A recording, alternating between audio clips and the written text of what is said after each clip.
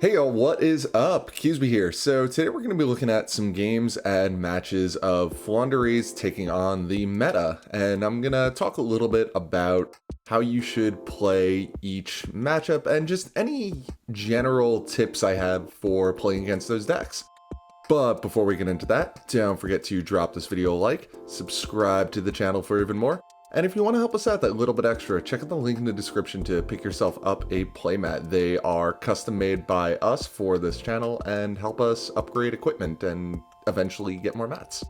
So here we go into match number 1. Okay, so our first matchup is going to be against Sprite. They've opened very heavily the Frog engine, which does completely get them into a Gigantic Sprite, which gets them into the entirety of the Sprite engine, unfortunately for us. Fortunately for us, they are hard holding this Ash Blossom right now, so we managed to get the map. We are going to play under an Ash Blossom because we have complete access to M-Pen either via the Eaglin, we just searched it, or the Toucan to get the one we banished with Advent, which is what we want right now. Again, this is a blind game, so we don't know we're up against Sprite. So our opponent is going to hard hit us with Imperm early to clear the M-Pen so that they can get their eventually Sprite Elf through. We have to interact here because they're threatening a Toad. So basically the key with Sprite is we want to keep them off having a level or rank 2 on the field, because then they can't special summon their sprites from hand. And just with the way the meta is right now, seeing Deep Sea Diva, I'm just straight up assuming that we're facing off against that. They are going to Ash the M-Pen, forcing us to really early City of Dreams here. And unfortunately, our opponent was smart and used their DD Crow to banish away our Dreaming Town before we could use it to flip both of these face down. So we are going to alter our play a little bit. We're going to have to unfortunately leave Ryza on the field to put both of these away. Unfortunately, again, our opponent has the Swap Frog in hand, so they can go Swap Frog, run Antonin, and get into Gigantic Sprite, which is going to start the Sprite portion of the deck. So now that they have a level or rank 2 on the board, they can start special summoning. They're going to go into Sprite Elf, get back the Gigantic Sprite, summon back the Ronin Tonin, and they will be making a Cat Shark here. Fortunately, we will survive this attack. They will put up a monster negation for next turn, as well as additional damage. We do know the one card in hand is the Deep Sea Diva we spun back, so we are playing through one interruption at the moment. We're going to fire off the Pot of Duality that we set. They are going to grab back Sprite Blue to continue setting up for the next turn. We are going to grab a new addition to the deck that I want to do a full video about in Enemy Controller. So we're going to fire off map, banish Verbena. So unfortunately, all our Eaglin targets have been used, so we can't search with Eaglin, but he was our only one in hand. And B, because Sprite Red is on the field, we actually do have to use both of these in case they negate the one coming back. We still need one bird in hand to make it back to us. However, Sprite Red is no longer going to be a problem because we are going to use Enemy Controller to blink the dead Eaglin off the field and take their Sprite Red so that it cannot act as a negation later in the turn. And in this case, Enemy Controller is also acting as a form of pseudo removal because we will be tributing away the Sprite Red mid-combo. So now our opponent officially has no means of interacting with us, and we can go off completely free.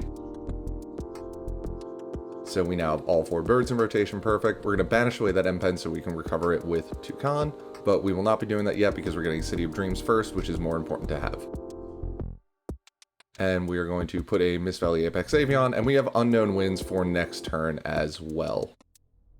Next turn being our opponent's turn. So we'll clear those. We can safely leave Sprite Elf on the field because M-Pen is locking it out of its effect.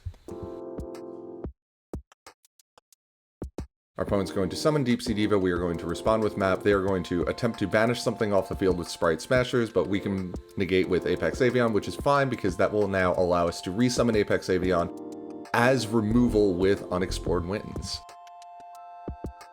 So again, at this point, the name of the game is we have to clear as many rank or link 2s off the field as possible. Fortunately, Unexplored Winds is going to let us do that very effectively. Now our opponent will summon Sprite Carrot. We're going to try to bait it out with Dreaming Town, and that will allow us to negate the negation with Apex Avian, and Dreaming Town will resolve. And that will let us clear the last 2 off the board. We'll summon Verbena, and at this point our opponent will surrender. However, we would have, on resolution of Verbena, tributed away the Sprite Elf, and the Rabina for Apex Avion and had the win on the next turn. So that was game one. Again, just a major play to keep them off of the 2s on the board so that they have to commit to a normal summon, and we can go off from there. Let's take a look at game 2. So going into game 3 of that matchup, game 2, our opponent had full opening, we had no form of interruption, and missed the Dark Ruinamore that we would have needed to out the Double Toad, Carrot, and Red that they had on the field.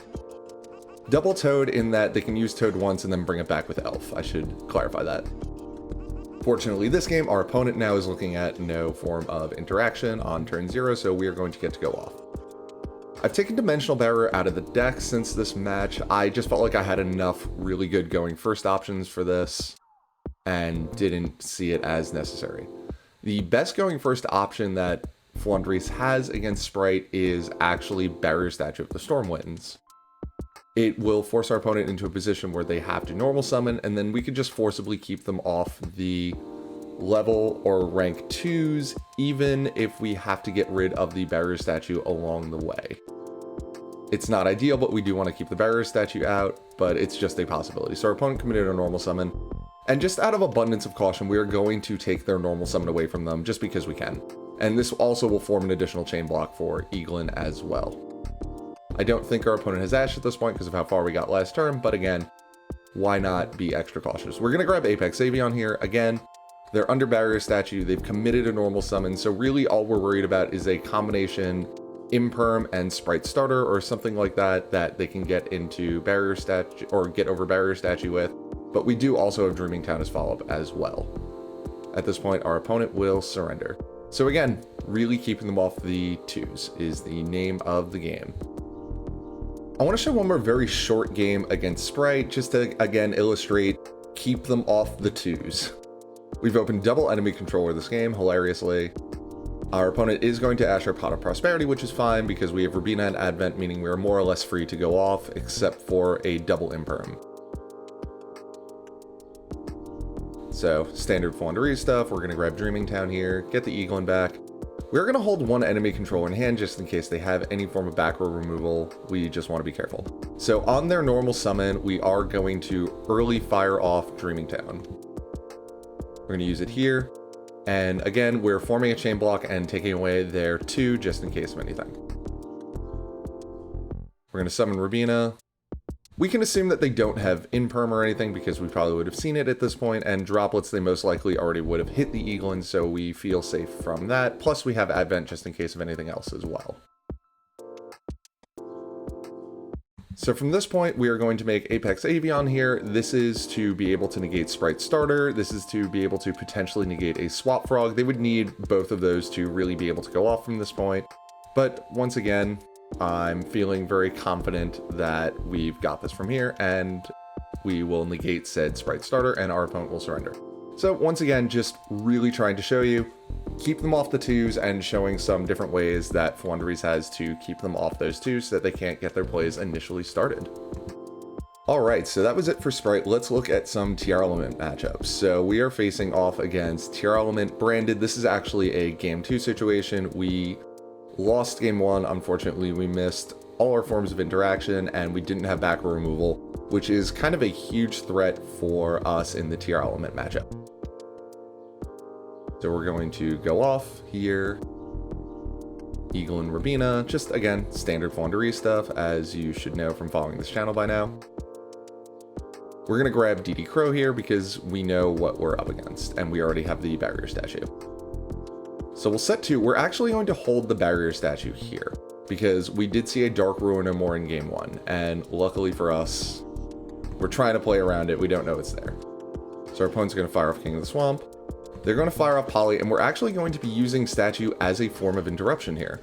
I mentioned this in the basics video, but so from here, our opponent, let's say they had a Forbidden Droplets, they would not be able to Droplets the Barrier Statue because this chain is still resolving at this point.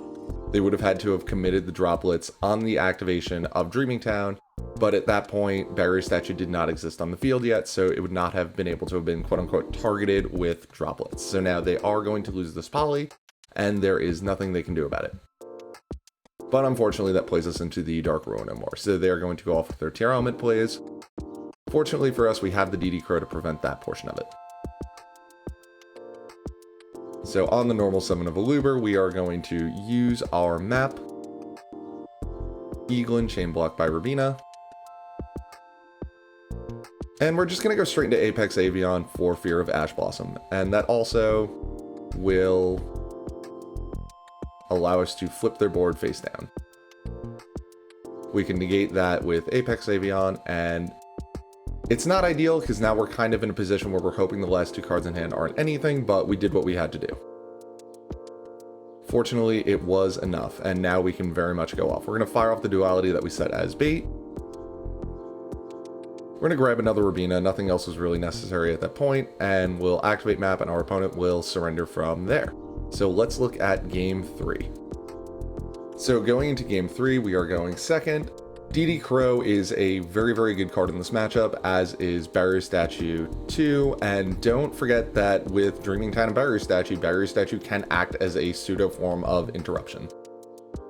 So our opponent's going to fire off Instant Fusion to start off their plays. They have opened Anti-Spell Fragrance, which is very much not good for us, especially considering our hand is pretty spell heavy. So they're going to continue going off. They're going to make a Dragostapelia, not good for us. Dark Ruler No More is very important in this matchup because of the easy access this deck has to Dragostapelia, but back row removal is also pretty important. We haven't seen any. Oof, it would have been great there. Fortunately, we've opened Evenly Matched. Evenly Matched is additionally very, very good in this matchup because generally, Tear Element doesn't end on a lot of spell trap negations, and they might do what this player did where they prioritize the Dragostapelia, which we can play around with Advent of Adventure, or in our case, Dark Ruler No More. So we're going to fire off Duality first. Perfect, we're going to grab the map, we're going to fire off the Dark Ruler No More, and from here our opponent will surrender. So, name of the game here is we want to keep them from fusion summoning. DD Crow is a very good tool to do that because they have to shuffle back the specific monster that is activating. Dark Ruler No More is very good in this matchup because they will end on the Dragostapelias, and Evenly Matched or Lightning Storm also are great because back row is a concern for us in this matchup as well. The Tear Element back row can be targeted negation with upside for them as well. Alright, we are going to be looking at another Tear Element matchup. This one is a slightly different build, but it had Absolute King Backjack, so I thought it was cool. Okay, so this whole match is going to demonstrate how good Dimension Shifter is in this matchup. So now, you always want to use Dimension Shifter in response to a Tear Element effect so that they minus off it, either having to send a card from hand to graveyard or deck to graveyard or just milling off the top. They'll lose whatever it is, and because the effects have to hit the graveyard in order to trigger, they will not get any of them. So we're looking pretty good this game. Our opponent has no interruption. We've also opened DD Crow for when the D Shifter wears off, but we are not going to need it by then. Our opponent does have double Dark Ruler No More, but it's not really going to be relevant at that point. Do keep in mind though, if you are the opponent here, Dark Ruler No More is not once per turn. So they could, in theory, Dark Ruler No More board once, and then once we finish setting up in response to that, Dark Ruler No More it again. So we're going to hit over that, and we're going to poke in for 1,000. We're going to set 2 and pass. Our opponent will draw for turn, and they will surrender here. Even through the 2 Dark Ruler No Mores, we did have that due to the DD Crow, unless they milled remarkably well. But even then, we had Advent and we had Dreaming Town. We could have gotten into Ariza to have spun back whatever might have been a threat. And then, since everything we would be doing would be a quick effect, they would have to wait till we were done to Dark Ruler No More us. Let's go into game 2 of this matchup. This has a very interesting moment where we are very heavily punished for trying to play under Ash Blossom, unfortunately. We have opened Dimension Shifter again. As you can see, you wait till they activate an effect, you fire off Dimension Shifter, they lose whatever the initial effect is, and then minus. Our opponent has set Meta Noise, but it's not going to do anything under Dimension Shifter, fortunately. So we are going to have to do this first to get into any form of plays. We're going to activate Rabina. So we did this way in order to play under Ash Blossom A, and in order to banish our Dimension Shifter out because we opened a second one B. Unfortunately, Our opponent has opened Lancia.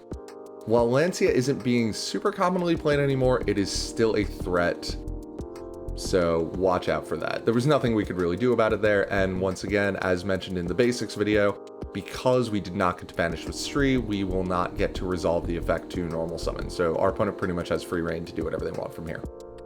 They're going to fire off a hard open Poly, which is remarkably good in this deck, and trigger a whole bunch of effects, and if we had gotten to just resolve that Stree, we would be in such a good spot right now because we could have Dimension Shifted in response to the Poly and they would have lost a lot of resources, but unfortunately it didn't happen. However, they are on kind of a suboptimal board and we're holding Dark Ruler no more, so all we have to do is open a small bird and we can take it back. They're going to get Redoer. We are not going to open a small bird, unfortunately, and we will surrender from there.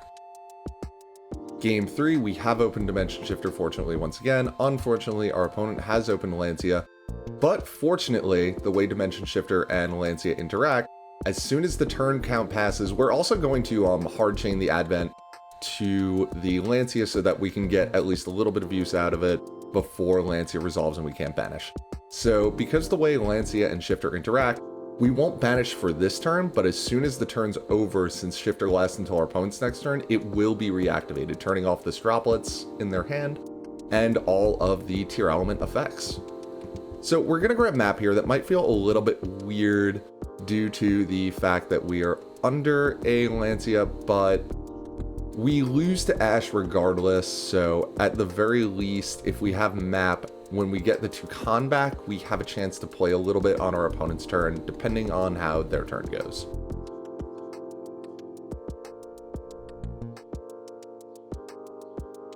So, fortunately, they do not have the Ash Blossom, or any other form of interruption, so we get to completely go off. So we'll get our M-Pen. Again, as you might notice, all of our birds are going to the graveyard, which is why we have to grab Advent of Adventure. Because if Map does trigger early, now we have the option to banish away the Rabin or the Toucan and search something else that we can summon and resolve with the Advent in that same chain. We were kind of hoping before that our opponent would do something if they Ash the Rabina that would knock the Rabina into banished before Map would be able to resolve, but now we're in a much safer position. So we're going to set the Advent and pass. Our opponent's going to activate the field spell. They're going to search Reinhardt, which is a great opener for them. They're going to set 2 and pass because they're still under Dimension Shifter. So the Droplets is now back online, unfortunately, but fortunately we have Advent of Adventure. So we're going to banish a Stree in order to be able to banish these guys away to get them back later in the turn, and to get a 4th bird in rotation. Our opponent's going to fire off Droplets. So this is a tip if you are ever playing against Floowandereeze. Always send a spell off Droplets. Do not send a monster unless we have Apex Avian on board, because there is always the chance that we can just Advent away whatever it is in response. So they will be negating the M-Pen at this point, but we do not care about that right now. So this is going to be a cool chain building moment. So we've just resolved the effect of Toucan entirely, so now a new chain is going to start. Because we're turn player, our Eaglin trigger is going to be Chainlink 1. And then Toucan will be Chainlink 2. Now, the Tear Element effect that our opponent activated is going to be Chainlink 3. That is going to fusion summon a monster. So it's going to shuffle everything back, fusion summon. So this monster does have an on-summon effect, but it can't trigger just yet because we're still resolving the previous chain. So now we're going to get Eaglin, and we will search M-Pen with the Eaglin, and on resolution, we will summon the M-Pen. So now our new M-Pen is no longer negated, and its continuous effect to lock out monsters' effects activating an attack position that were special summoned is live, meaning that now that this monster has its opportunity to activate, it can't due to M-Pen's continuous effect. Just a really cool chain building and sequencing moment right there. Unfortunately, this will still trigger because monsters were shuffled back for fusion summon, and it will kill the M-Pen. But the M-Pen has already done what we needed it to do in this situation, which was prevent this from activating. And this doesn't negate, so M-Pen will still resolve. We'll get the Dreaming Tavern. So we'll use Stree, banish that away. We're still in our initial chain summon. We will use our we will summon this off of the effect of Stree resolving, And now that will allow us to get the Rubina we just banished back, and we still have a game mechanic normal summon for the turn. So we'll use it. We'll grab the DD Crow for next turn. Unfortunately, since everything we tributed was waters, we are not going to get the bonus effect to bounce Ryza back to hand, but that is absolutely fine. We are going to clear this. And we're going to put one of our M-Pens back to keep the Eaglin alive. We haven't searched Apex Avian yet, but just to have something extra. We will set Dreaming Town and pass. And our opponent will surrender from here. So I'm not sure if you would consider Exo Sisters to be meta at the moment, but there will be a lot of them floating around because it is a very good deck right now. So let's look at a match with them. We're going to fire up Duality. Our opponent is going to respond with a Dimension Shifter, and my heart will sink as I believe that we are going into a Flandres mirror match, which, despite my love of the Flandres deck, is my least favorite mirror match. So now we are going to make a few decisions kind of based on the fact that we think that we might be in a mirror match, but we're not going to entirely play to it just in case, because there are a few other decks out there that can play Shifter. So we're going to fire off Prosperity. Our opponent has no other interaction, so we are free to go. So we'll grab the Ryza here. So the bit that we are playing into that it might be a Flandres mirror match is a lot of Flandres decks are not particularly hand trap heavy. They're kind of counting on Dark Ruinamore and Dimension Shifter to do a lot of heavy lifting for that. So we don't feel overly threatened by Ash and Imperm here. The danger is still there, but we're not overly threatened by them, and as long as we can get this Rubina back to hand, if it is a Flandres mirror match, they are going to have to normal summon, so map is super live. I'm going to grab Toucan here. M-Pen, we are going to grab Advent because we're going to banish away the M-Pen in order to get a second search. So again, if it is a mirror match, we very much want to banish this out of their graveyard with our Stree to turn their Stree offline during their turn, since it will have nothing to banish. And now we have all 4 birds in rotation, which is also great. So with the second M-Pen, we'll grab the Dreaming Town, set it, and our Pot of Duality is bait and pass. And we see that we are facing off against Exo Sisters. So they're getting ready to go into an Xyz plays. We are going to fire off City of Dreams here. Unfortunately, while Dimension Shifter doesn't really do anything to us in any relevant way, it does prevent us from banishing City of Dreams from the graveyard, obviously because it will never hit the graveyard. But it will be very easy to recover with Toucan, thankfully. So we're going to go straight into an M-Pen here, just for chain block reasons mostly. Get an extra search. Grab the Rubina while we still have chain blocks. And we're going to normal summon Barrier Statue here, because that will force them to commit to having to normal summon at this point, since both of these are in defense mode if they want to clear the Barrier Statue. We can assume that they don't have droplets, A, because we're under Shifter, and B, because they probably would have used it even if we weren't under Shifter.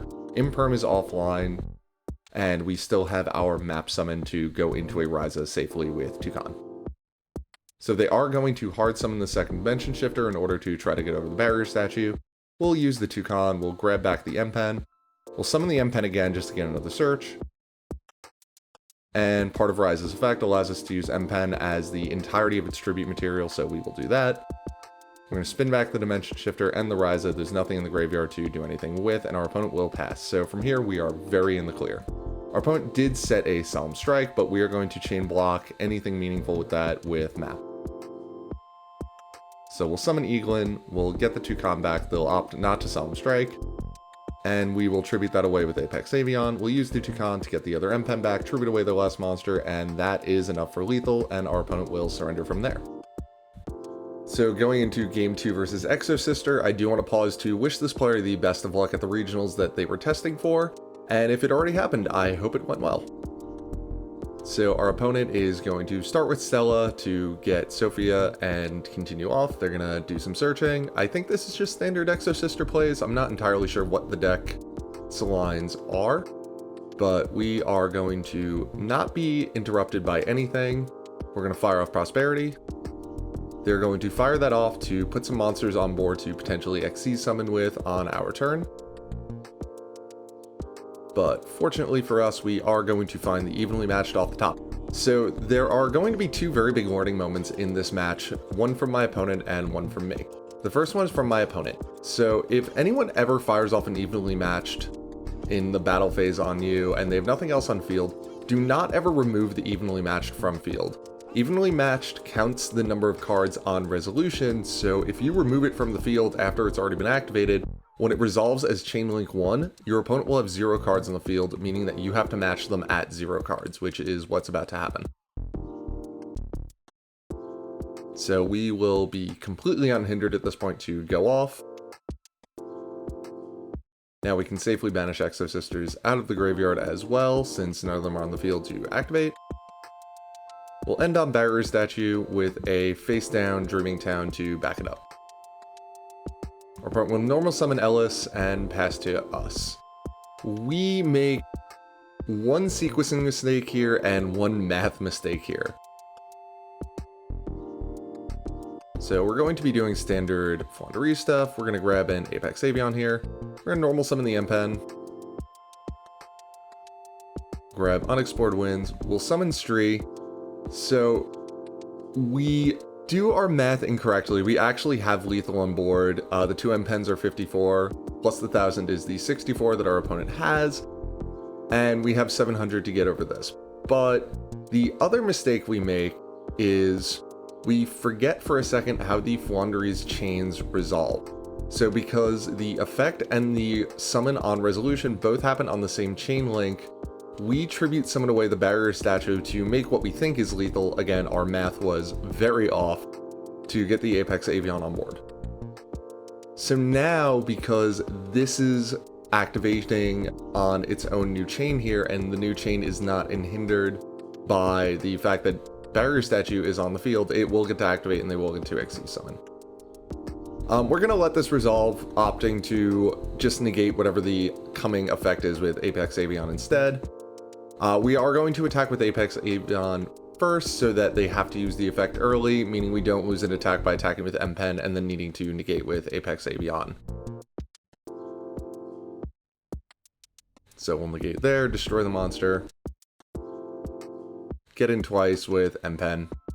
And we do still have Dreaming Town face down, so we're still in a very good position. We'll activate Unexplored Winds here. We're going to shuffle back the DD Crow and the Apex Avian to draw 2 cards.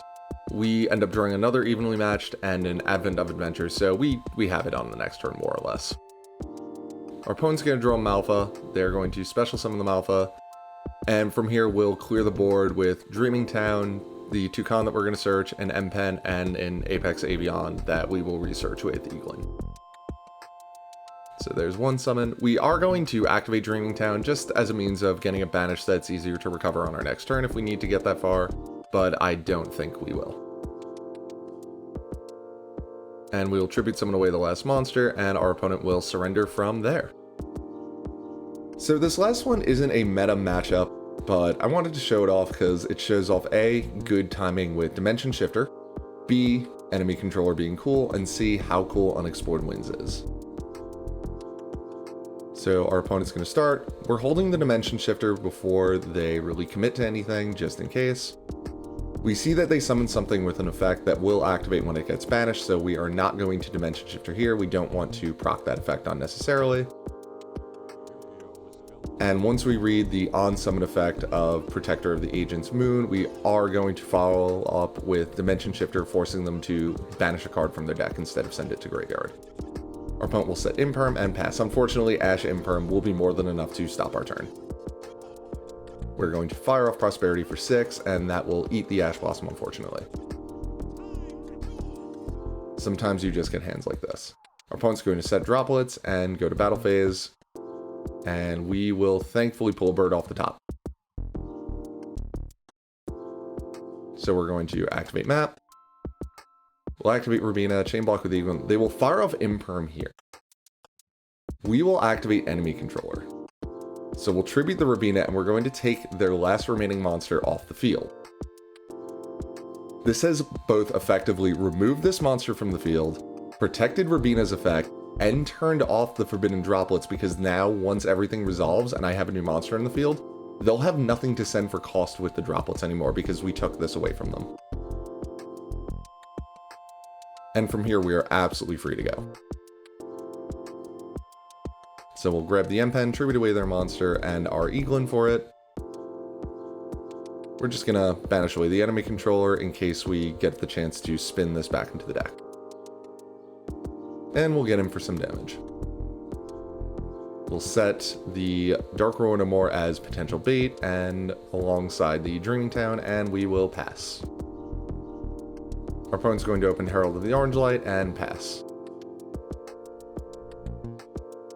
We will activate Dreaming Town, or Mysterious Map, I'm sorry, and the droplets with the 1 negation from the Herald is not going to be enough, and they will surrender. So going into game 2, our opponent has opened a bunch of agent stuff. I like the deck, I'm not super familiar with it, so I don't know how good this hand is. We've opened Evenly Matched though, and Unexplored wins, so let's see how it goes. Our opponent's going to summon Agent of Mystery Earth, they're going to get a search. I can't really comment too much on these plays as I'm not super familiar with them, but they are going to get a ton of material for whatever they want to do. They're going to make Moon. We don't have a Dimension Shifter this time, unfortunately. They will get to banish that for that, getting the effect. So they are going to make a Barone, so we have 1 negation to contend with. They're going to make a Dagda. They're not actually going to do anything with it, though, and they're going to summon Archlord Christia. If you're playing agents and you're playing against Floowandereeze, don't ever summon Archlord Christia. It does not really do anything to this deck. So we're going to go straight to battle phase. We're going to eat the 1 negation on board with Evenly Matched. So we're going to fire off Unexplored Winds here. We'll normal summon the Rubina. They're going to activate Dagda and set a Lancia, but it's not going to do anything this turn, unfortunately. So with Eaglin, we are going to search another M-Pen. We're going to tribute away the Barone for M-Pen number 1 with our Eaglin. Chain blocking, and then we're immediately going to banish the M-Pen away to grab a Toucan so that we can grab this M-Pen again and summon a 3rd M-Pen during the turn. So, M-Pen number 2, we'll tribute away this. Again, we know that this is a dead Lancia. Under our M-Pen, Dagda is useless. And we know that Archlord Christia, when it's removed from the field, is going to go back to the top of the deck. Our opponent has no cards in hand, so we basically know that we have the win from here. So we've sent the Christia back to the top of the deck, summoned another M-Pen. Summon Stree, we'll just banish away the Advent for easy recovery down the line. Activate Map, set Dreaming Town, set Advent, and we will pass. From here, we're in absurdly good position. They will summon Master Hyperion. We will banish away the M-Pen so that we can recover a Toucan and immediately get rid of that monster.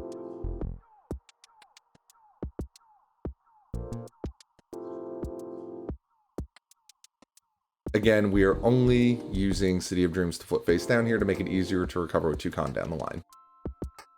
We're going to normal summon Eaglin, use the effect of Eaglin. We'll just get Ryza here. Again, we know what this is. Our opponent has no relevant graveyard effects, so we're just going to put the Lancia back on top of the deck.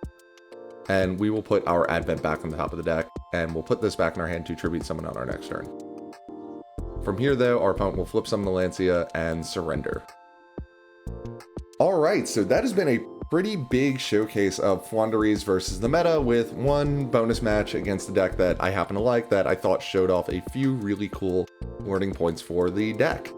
If you enjoyed this video and you learned something, don't forget to drop it a like, subscribe to the channel for even more, and if you want to help us out that little bit extra, don't forget to check out the link in the description to pick yourself up a playmat.